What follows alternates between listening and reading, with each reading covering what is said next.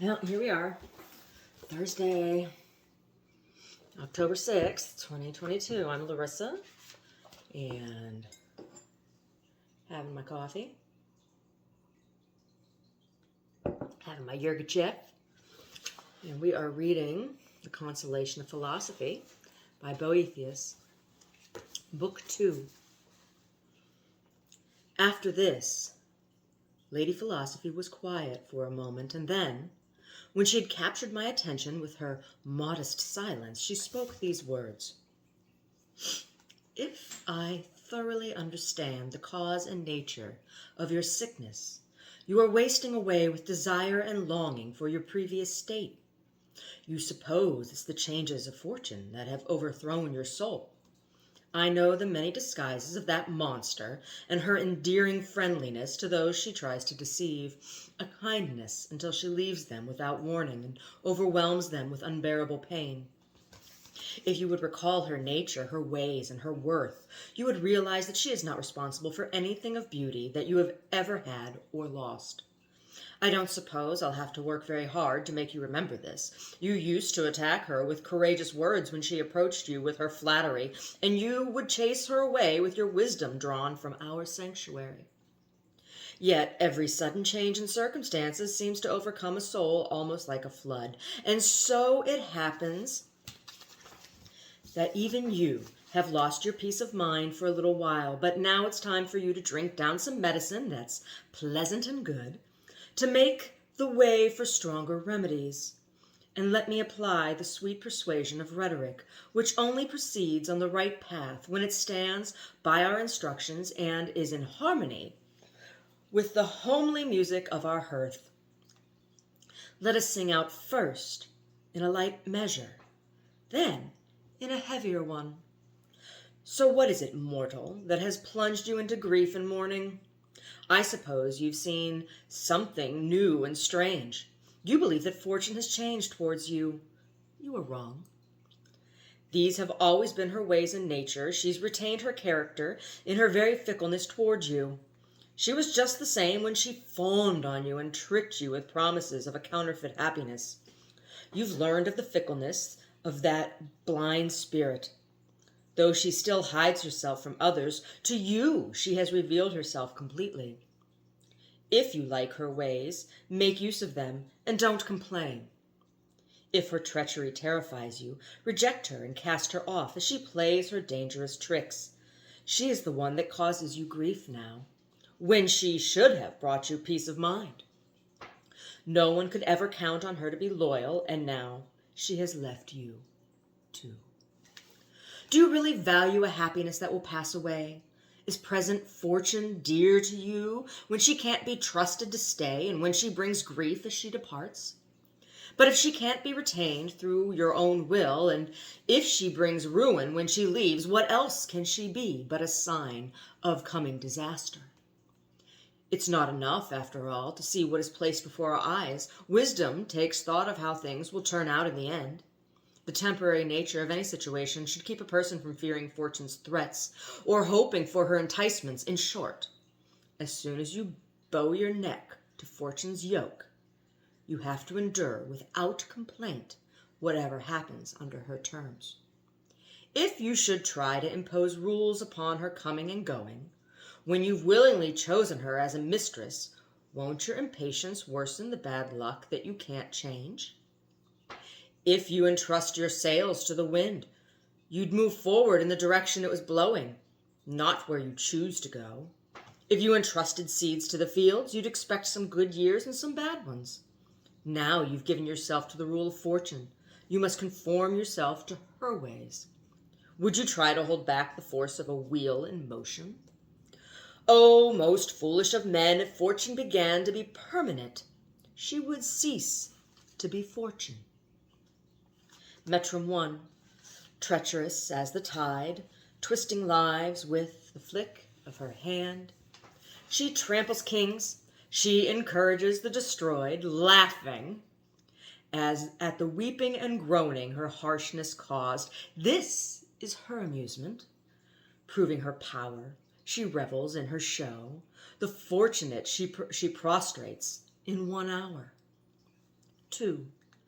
The lady continued, "But I would like to say a few things to you in the words of Fortune herself. Then you determine whether or not she speaks fairly. Mortal, why do you accuse me daily with your complaints? What injury have I done to you? What goods of yours have I taken away? Find any judge you like, and take me to court over the possessions of riches and honors. If you can show that a single one of these things belongs to any mortal, I'll willingly agree that what you seek belongs to you. When nature brought you forth from your mother's womb, when you were without resource or possession of any kind, I took you up. I supported you with my wealth, and now this makes you unwilling to endure me. I reared you most indulgently with my generous favor. I surrounded you with a conspicuous abundance of the things in my power. Now it pleases me to pull back my hand. As one who borrowed the possessions of another, you owe me thanks. You do not have the right to complain as if you had completely lost the things that belong to you. Wealth, honors, and other things of that sort are mine by right. They are slaves that belong to me and come along with me, and so they depart with me. Let me tell you plainly, if the things you are mourning over had been yours in the first place, you would have never lost them. Am I alone forbidden to exercise my rights? The heavens are allowed to bring forth brilliant days, and then bury them in shadowy nights. The year is allowed at one time to crown the earth with flowers, and at another to drown it in cold and rain. The sea is allowed at one time to entice with a smooth surface, and at another to bristle with squalls and billows. Does the insatiable desire of men bind us to a consistency alien to our ways? This is our power. This is the game we always play. We turn our wheel on its flying course. We delight in changing the low to the high and the high to the low. Rise up if you wish, but on this condition. Don't consider yourself injured when you descend, as the rules of my game demand. Were you unaware of my ways? Didn't you know that Croesus, king of the Lydians, and for a while the terror of Cyrus, was soon pitifully handed over to the flames of a funeral pyre, but then saved by a rain sent from heaven? Surely you haven't forgotten that Paulus spent honorable tears for the ruin of Perseus, who he had captured. What else do we weep for in tragedies but happy kingdoms overthrown by fortune with her indiscriminate blows? Didn't you learn as a child that twain jars, the one of evil and another of good, rest on the threshold of Zeus's door? Now suppose you've taken liberally from the one holding good.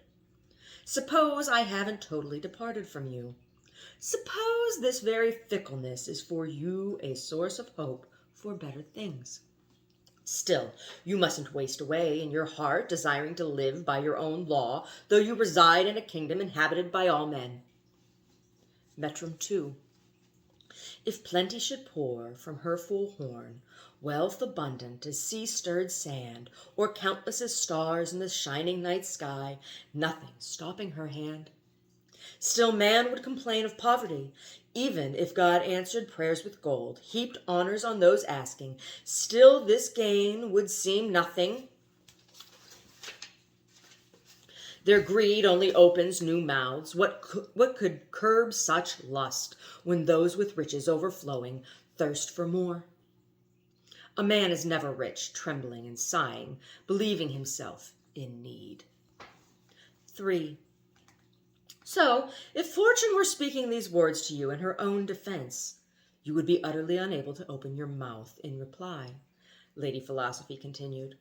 Or if you do have any way of rightly justifying your complaints, you ought to speak out. I'll give you the chance to have your say. Then I spoke.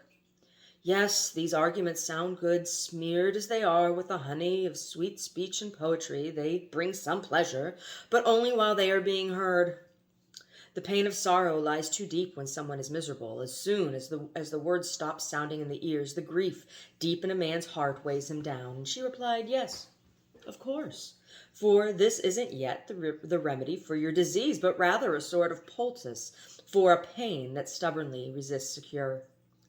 I'll apply medicines that penetrate deeply when the time is right, but still, you shouldn't choose to think of yourself as wretched. Have you forgotten how many and how great are the sources of your happiness? I won't mention how the very best men took you under their care when you lost your father, how you were chosen to belong to a family of leaders of state, or how you were dear to them even before you married into their family. Who didn't call you the happiest of all men because of the glory of your mother and father-in-law, the modesty of your wife, and the gift of having your sons? I admit, for I prefer to pass over in silence the things we both know about, the offices you took up as a young man, honors often denied to much older men. I wish to come to the height of your unparalleled happiness. If the enjoyment of mortal things brings some portion of blessedness, will any mountain of evils falling upon you be able to destroy the memory of that day when you saw your two sons together carried from your home as consuls, crowded by senators, and joyfully welcomed by the people?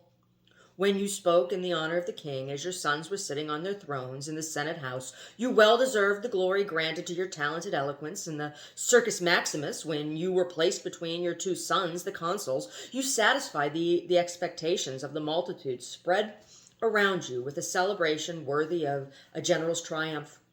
I would say you got the better of fortune when she was caressing you and cherishing you as her darling. You carried off a gift that she has never before bestowed on any private citizen. So do you want to make a reckoning with her? Now, for the first time, she has cast her glance of envy upon you. If you should consider the number and nature of your joys and sorrows, you still couldn't deny that you've been happy. But if you don't judge yourself fortunate, since you've lost what seemed to be your joys, you have no reason to consider yourself wretched, since what you think are sorrows are passing away. Or have you suddenly come now onto life's stage as if you were a first-time guest? Do you think there is any permanence inherent in human things, when the fleeting hour often dissolves a man himself? For even if there is little consistency in the ways of chance, still a man's last day is also a kind of death to fortune, as she lingers with him. What difference do you suppose it makes, then, whether you desert fortune by dying, or she deserts you by fleeing? Metrum 3. The sun, scattering light on earth, spreads flames over dimming stars and pales their white faces. The warming west wind's breath blushes groves with roses. Then the mad south wind rages, and glory vanishes from the thorned bushes. The sea, unwavering and calm, is stirred by the north wind's storms. Violent is the variable earth. Trust in trembling fortune. Believe in passing wealth. It is fixed by eternal law. Nothing created remains. 4. Then I replied, O nourisher of all virtues, the things you make me remember are true, and I can't deny that the course of my prosperity was very swift. But this is what burns more and more violently inside me as I recall it. For of all the adversities of fortune, the saddest is this, to have once been happy. But you can't rightly blame anything else for the penalty you pay for your folly, she continued. For if the empty notion of a chance happiness moves you, you can consider with me how many and how great are the gifts you've been given. If you retain anything that is most precious in judging your fortune, and if it is protected by the hand of Providence, safe and unharmed, can you, with justice, pretend that you are unfortunate, since you possess all the better things? Isn't your father-in-law, Symmachus, the greatest glory of the human race, still thriving in safety? With careless concern for himself, he groans for your affliction. He is a man molded completely of virtue and wisdom, gifts you would be quick to purchase with the price of your life, and your wife lives, modest in her nature, outstanding in her chastity and sense of honor. In short, a daughter as worthy as her father. She lives, I say, and for you only she preserves the breath of a life she hates. In this one thing even I will admit your happiness is lessened. She wastes away with tears and longing for you. What should I say about your sons, consuls, who even in their youth show evidence of the nature of their father and grandfather? And so, though staying alive is a natural concern to man, you would be most fortunate if you knew the good things you possessed, since even now you have those things that no one can deny are dearer than life. Dry your tears now. Fortune hasn't yet brought down her hatred upon everyone you love. The storm that strikes you isn't so terrible that it doesn't allow a present solace or hope for the time to come. You still have anchors holding fast. May they hold fast, I pray. If they do, I will yet swim out of this flood no matter what may happen, I said, but you can see how much of my glory I have lost. And she replied, we've made some progress if you no longer find your fate totally a source of grief, but I can't bear your childish self-indulgence. You're so worried and sorrowful because something is lacking from your bliss now, whose happiness is so complete that he couldn't complain about some aspect of his life. Man's condition produces anxiety. It never proves wholly satisfactory. It never lasts forever. One man piles up wealth, but his low birth causes him embarrassment. Another man is famous for his ancestry, but his poverty makes him wish to be unknown. Another abounds in both of these gifts, but weeps over being unmarried, while still another man, happily wed but bereft of children, builds his estate to be passed on to an outside heir. Yet another man has the joy of children, but sadly weeps over the sins of his son or daughter, and so no one is easily satisfied with the state of his fortune. In all aspects of life, these are things that strike terror in a man who has experienced them, but they have no effect on someone who has not. Consider also that the most delicate emotions are those of happy men. Unless everything works according to their whim, they are overthrown by every little trouble, unaccustomed as they are to adversity, and so things of the least importance can bring down the very lucky man from his great bliss. How many are there, do you think, who would consider themselves almost in heaven if they attained the smallest part of what remains of your fortune? This very place that you call exile is a fatherland to those residing here. You see, there is no situation that is miserable unless you think it so. Likewise, every condition is blessed when a man endures it with an untroubled spirit. If he yielded to impatience, what a man is so happy that he wouldn't want to change his state. How much bitterness is sprinkled on the sweetness of human happiness? But even this sweetness that seems blessed to a man enjoying it can't be prevented from fleeing when it wishes. Therefore, it's clear how miserable this blessedness of human things is. It won't endure for men who are contented, nor will it fully satisfy those who are anxious. O mortals, why do you seek outside yourself for the happiness that has been placed within you? Ignorance and error seems to overwhelm you. I'll show you briefly the foundation of the greatest happiness. Is anything more precious to you than you are to yourself? Nothing, you will say. And so, if you're in control of yourself, you will possess what you would never wish to lose and what fortune can't take away from you. Now, in order to recognize that blessedness does not rest in the things of fortune, consider this. If blessedness is the highest good for a being living by reason, and if the highest good is something that can't be taken away in any manner, for what couldn't be taken away would be greater than it. Clearly, the instability brought by fortune cannot hope for eternal blessedness. Consider, too, that the man lifted up by temporary happiness is either aware or unaware that his happiness is impermanent. If he doesn't know of fortune's impermanence, how can he be blessed when he carries within him the blindness of ignorance? If he does know this, he can't avoid fearing that he will lose the things he knows can be lost. For this reason, unending fear won't allow him to be happy, or if he does lose the goods of fortune,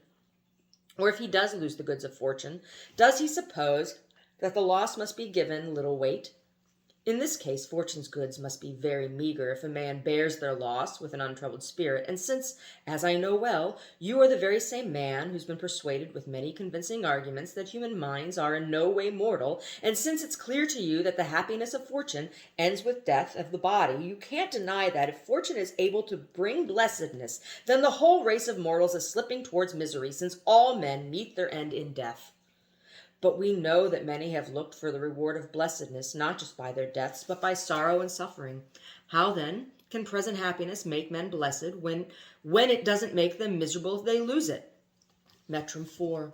Shun the mountain-top, the billowing sea, if an everlasting home you wish to build. For the breath of noisy wind will knock you low. If its permanence you wish, avoid the quicksand. Brash winds power, commands destruction, foil evil fate. The cautious man, serene in a solid home, is confident.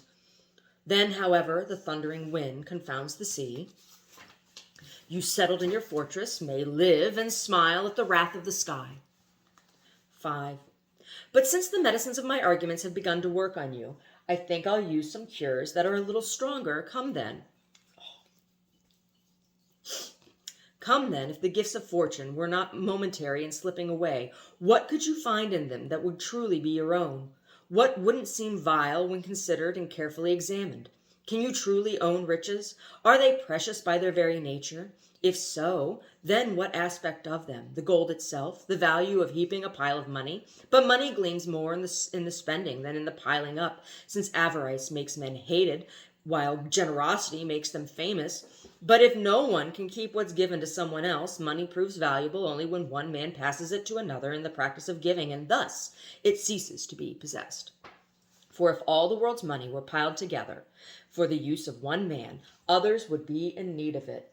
A sound, when it fills the ears of many men, remains whole, but your wealth can't be passed on to others unless you divide it.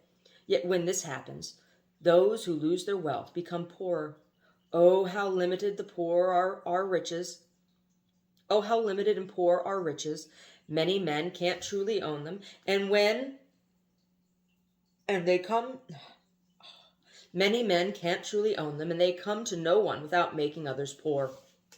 Perhaps the glitter of jewels attracts your eyes. If there's anything special in this splendor, it's the light belonging to the gems, not to the men that own them. What object lacking the movement or framework of a soul can rightly seem beautiful to a living being that has reason and a soul? Granted these jewels acquire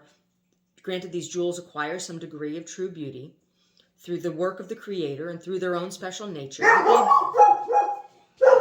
but they don't in any way merit your admiration, since they have been placed beneath your excellence. Are you delighted, then, by the beauty of the fields? Why not? They're a beautiful part of a most beautiful work. So, too, at times we take pleasure in the appearance of a calm sea. At other times we admire the sky, the stars, the moon, or the sun. You don't have any part in their glory, do you? Do you dare take pride in the splendor that belongs to objects such as these? Are you the one who is decorated with flowers in the spring? Are you the one who swells richly with summer fruits? Why are you captivated by empty joys? Why do you embrace external goods as if they were your own? Fortune will never make them yours. They are alien to you by the course of nature. Indeed, there can't be any doubt that the fruits of the earth were made to serve as food for the living things. But if you only wish to satisfy your needs, which is all that nature requires, there's no reason you should seek in excess for fortune's gifts. Nature is satisfied with few things, and small ones at that. If you should wish to smother her plenty with excess, the things you pile on top of her bounty will be joyless or even harmful. So then, do you consider it a fine thing to parade in all sorts of clothing? If the clothing is pleasing to gaze on, I will choose to admire the nature of its material or the ingenuity of its maker, or perhaps a long train of attendants makes you happy. But if these attendants are corrupt, they become a deadly burden to the household and a terrible enemy to their master. And if these servants are honest, how can their worthiness be counted among your riches? Not a single one of the things you count among your goods can be clearly shown to be a good that belongs to you. And if there is no beauty in them that you should seek, how can you grieve if you lose them or rejoice if you keep them? But if these are beautiful by their nature, how does that affect you? They would have been pleasing all by themselves, even if they weren't part of your possessions, for they are certainly not precious because they are part of your wealth. It's because they seem precious that you have chosen to consider them riches. Now, what do you men want from fortune as you rail against her? You're looking for a way to ward off poverty, I suppose, but just the opposite happens to you. You have to obtain extra resources to protect your household wealth. In reality, men who possess very many things need very many things, while men who measure their abundance by the necessities of nature and not by the excess of desire need very little. Are you so impoverished that you have no innate good that belongs to you? Must you seek your good in things that are external and not your own? Is your condition such that you, an animal made godlike by your reason, think you can gain glory only through the possession of lifeless objects? Other things are content with their own nature, but you, like God and having an intellect, want to adorn your superior nature with the beauty of inferior things, and you do not understand what a great injury you do to your Creator. For God willed that the human race surpass all other earthly creatures, but you have thrust your dignity beneath the lowest of things. For if every good belonging to every man is agreed to be more precious than the one who possesses it, and if you judge the vilest of things as your goods, you place yourself beneath those very things by your own judgment, and a fair judgment it would be. Indeed, human nature is such that a man surpasses other things only when he is aware that he does so. But that same human nature is reduced to being lower than the beast's if it ceases to know itself. Although it is the nature of other animals not to know themselves, such ignorance proves to be a vice in man.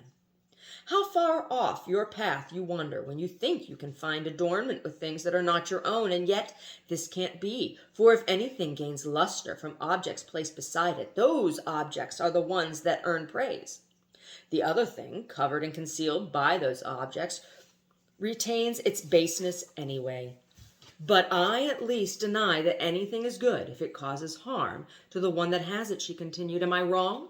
Certainly not, you'll say, but very often riches do harm to those that own them. For wicked men are naturally eager to have whatever gold and silver belong to another, and so they think that they alone are worthy of these things. The man who lived in fear of swords and staves would sing out loud in the face of the thief if he only set out on the path of life as a penniless traveler. Oh, wonderful bliss of mortal wealth! When you attain it, you cease to be secure. Metrum 5. Fortunate that first age, satisfied men with faith in the land, not ruined by excess, accustomed to easy hunger, soothed by acorns. No honey was yet mixed with Bacchus's gift. Bright Tyrian dye hadn't yet joined with eastern fleece. Herbs granted sleep, the fleet river gave drink, the pine offered shade. No strangers cut the sea, seeking trade in faraway places, observing foreign shores. Battle cries weren't yet sounded, no blood from bitter hate soaked through fields. Now the fury is to strike first. Men can see cruel wounds, and no prize for bloodshed. To return to those ancient ways. Fiercer than Etna's fires boiling burns the desire to possess. Ah, who was that first man? Who first dug those secret burdens, gold and jewels, gladly hidden, precious dangers?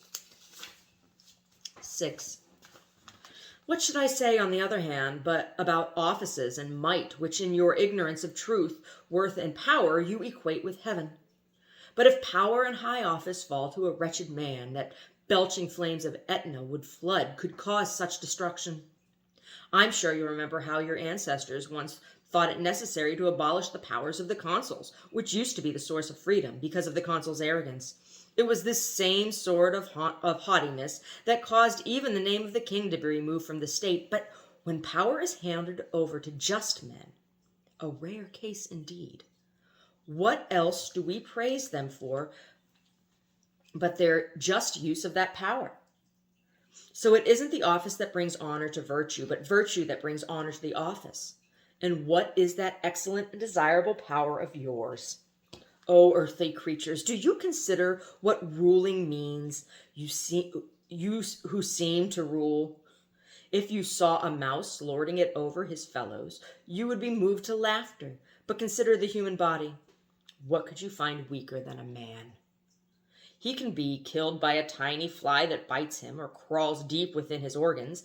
And how can anyone exert power upon anything else besides his own body or his circumstances, which are even less important? You can command someone Can you command someone whose soul is free? Can you take a man whose mind is whole and firmly fixed with reason and steal away the peace that belongs to him? Once a tyrant thought he would punish a certain free man and force him to betray those aware of a conspiracy against him. The man bit into his tongue, tore it off, and threw it into the face of the raging tyrant. Thus the torturers that the tyrant considered a means of cruelty were turned by the wise man into a means of virtue. For what can one man do to another that someone else can't do to him? It is said that Boethius, who used to kill his guests, was slain by his guest Hercules. Though Regulus chained many Carthaginians captured in war, he soon offered his hands to fetterers. So would you suppose that a man has any power when he can't keep someone from doing to him what he can do to others? Furthermore, if there were any natural and inherent good in power and offices themselves, they would never come to evil men. For things of opposite natures don't join together. Nature revolts against such a thing. And so, since there's no doubt that evil men commonly hold offices, offices can't be inherently good, for they let themselves be attracted to evil men. Indeed, we can make this judgment about all the gifts of fortune that rain down on the most wicked of men. Furthermore, I think we should also consider this. No one doubts a man is brave if bravery is found within him, and whoever has swiftness is obviously swift. In the same way, music makes musicians, healing makes healers, and oratory makes orators. For the nature of each thing causes whatever is proper to it, and this nature does not mix with what is caused by things unlike itself. In fact, it drives away things that are opposed to it. So wealth cannot quench insatiable greed, nor does power grant anyone the possession of himself, if corrupting desires hold him in unbreakable chains. Honor conferred upon evil men not only fails to make them honorable, but it actually gives away and highlights their lack of honor. For you, men enjoy giving false names to things that are not what they seem to be, when these names are easily contradicted by the effects of the things themselves. These things are not rightly to be called riches, and that one called power, and this one called honor. Finally, one can come to the same conclusion about fortune as a whole. In her there is nothing worthy of seeking, nothing with innate goodness, for fortune does not always join herself to those who are good, and she does not make good those to whom she is joined. Metrum 6. Mark the ruin he caused. Rome burned, senators slain. He murdered his brother, then with cold vision gazed upon his mother, pouring forth blood, a critic of her extinct beauty. Yet beneath his scepter were those seen by the sun, as its beams sink below the sea, and those seen as it rises from the east, those guarded by Ursa Major's 7 stars. He ruled, and those scorched by the raging south wind, baking desert sands. Even this power couldn't transform twisted Nero. With savage poison, the sword adds to harsh destiny. 7. Then I spoke. You yourself know that ambition for earthly things hasn't held any power over me, but I've looked for the opportunity to do the things that would keep my virtue from growing old and stale. And she replied, minds that are excellent in their nature, but haven't yet reached the perfection of their virtue, can still be enticed by this one thing, the love of glory and the fame of great services done for the state. Now consider how lacking in substance and empty of weight this fame is. It is established, as you have learned, from astronomical proofs, that the entire circle of the earth is comparable to the space of a point when measured against the heavens. The earth is such that we would judge it had no space at all if it were set beside the magnitude of the heavenly sphere. And of this very little part of the universe, only about 1/4 is inhabited by living things that we know of, as you have learned from the proofs of Ptolemy. Of his 1/4, if you removed from consideration the parts covered by seas and swamps and the vast regions of desert, scarcely the narrowest portion is left to be inhabited by men. And so, when you're enclosed and hedged within this sort of point within a point, do you consider trying to spread your name around and make your fame known to all? Do you think that glory confined within such narrow bounds would have any magnitude or grandeur? And remember, too, that this very narrow portion of habitable land is the home for nations that differ in language, customs, and way of life. Difficulties in traveling, diverse languages, and infrequent trade prevent these nations from hearing not just about one man's fame, but about the fame of whole cities. In the time of Cicero, for instance, as he himself writes in a certain place, the fame of the Roman Republic, which then was thriving and most formidable to the Parthians and surrounding nations of that region, had not yet gone beyond the Caucasus. Don't you see how narrow and confined is the glory that you work to spread out and extend? Will the glory of man of Rome reach out to where the knowledge of the name of Rome itself hasn't reached? And remember that the customs and instructions of various nations differ from each other, so that what some consider worthy of fame is judged by others to be worthy of punishment. So it happens that if someone enjoys having his fame spread around, it does no good to have his name carried to every land. Therefore, every man must be content simply to have his name spread amongst his own people. His distinguished and immortal fame will be confined within the boundaries of one nation. How many famous men of your own era have been lost to memory because of forgetfulness and the absence of written records? And what good would these records do when time has obscured both the men and their chroniclers? Truly, you think you produce immortality for yourself when you take thought for your future. But if you should ponder the infinite stretches of eternity, what reason would you have for delighting in the longevity of your name? Although it's only a fragment of time, even a moment can be compared with 10,000 years, since there is a certain likeliness in things that are infinite. But there can never be a similarity between the finite and the infinite. For that reason, a fame that lasts however long you wish, if it should be compared with inexhaustible eternity, would seem not simply small but non-existent. But you don't know how to act rightly except when you're courting the winds of popularity and empty rumors, she continued. Leaving aside the superiority of your conscience and virtue, you demand rewards in the words of other men. Listen to how cleverly one man made light of this sort of arrogance. Once a certain man insulted another who had falsely assumed for himself the title of philosopher, not for the sake of seeking true virtue, but to gain pride and glory. The man further added that he would know if the title philosopher were unjustified by seeing how patiently and gently the other man would endure these insults. For a while the sage summoned up his patience and bore the insult, but finally he retorted, "Now then, do you judge me a philosopher?" The reply came without biting sarcasm. "I would have done so if you had remained silent." I ask you, when death releases the soul from the body, what good does fame do for the distinguished men who seek glory from virtue, these who are the butt of this joke? For if men really perish, although reason refuses to let us believe this, there is no glory left, since the one to whom the glory was attributed no longer exists. But if the mind, conscious of itself and freed from its earthly prison, seeks heaven, won't it spurn earthly concerns and enjoy that heaven freed from the things of this world? Metrum 7. Let glory-seeking man perceive the tight build of earth, the immense breadth of heaven. He'll bow his head, for even earth's small space can't be filled by his name. Men try eagerly to ease the burden of a mortal yoke. It is in vain. A household may shine with honor, with fame, known through the world, yet death spurns this glory. Death tumbles and tangles both lofty and humble. Where weight fabricus bones? Where weight Fabricius's bones? What of Brutus or stiff Cato? Empty names marked in old books. Do we know the dead by their noble words? They lie unknown. If you suppose the breath of a name might lengthen life, the day comes that snatches fame as well. It persists, that second death. 8. But so you won't think I'm waging an inexorable war against fortune, she continued.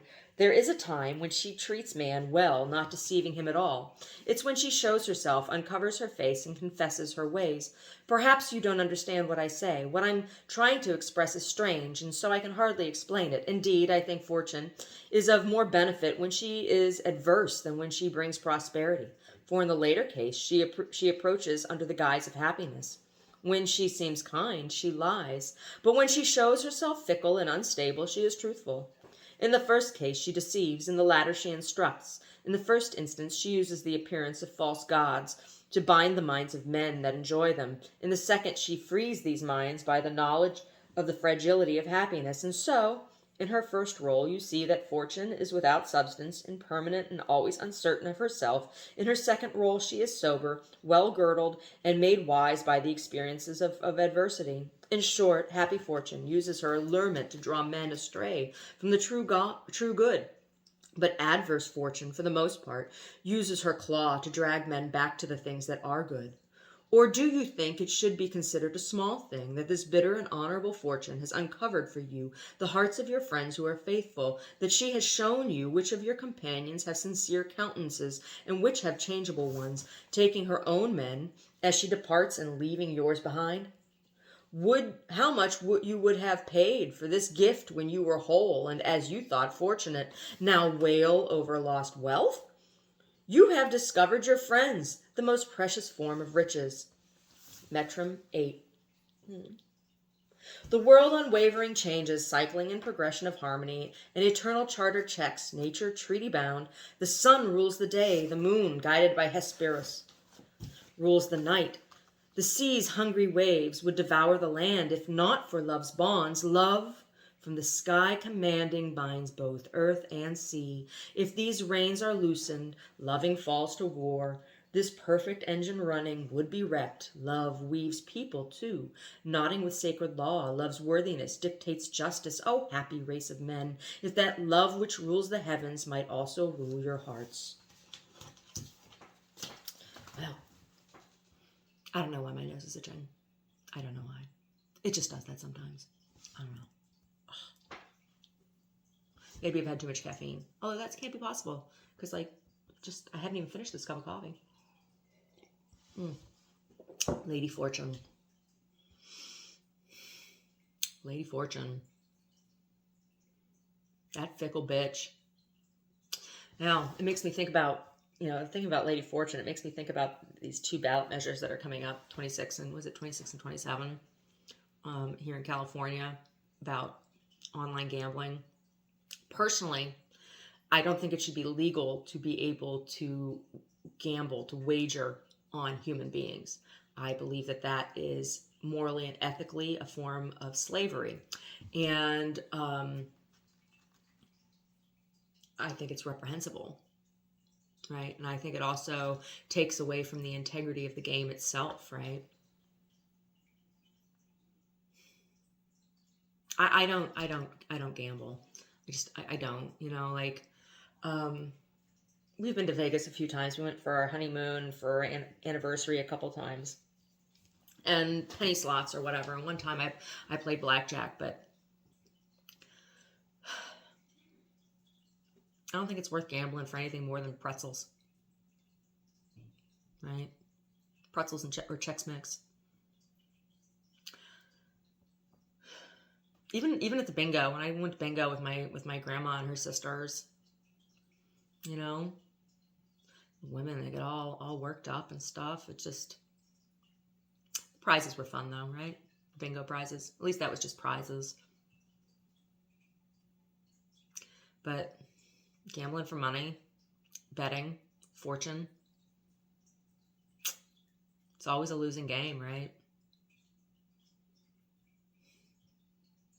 Anyway, I'm gonna go scratch my face off.